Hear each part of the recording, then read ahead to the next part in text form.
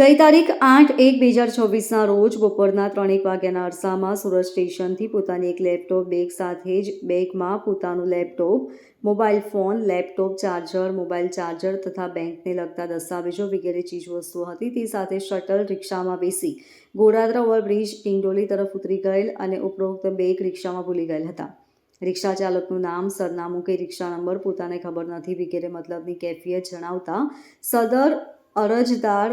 રિક્ષામાં આ ભૂલી ગયેલ બેગ સુરત સ્ટેશનથી ગોડાદરા બ્રિજ સુધીના સીસીટીવી કેમેરા જોઈ રિક્ષા આઈડેન્ટિફાઈ કરી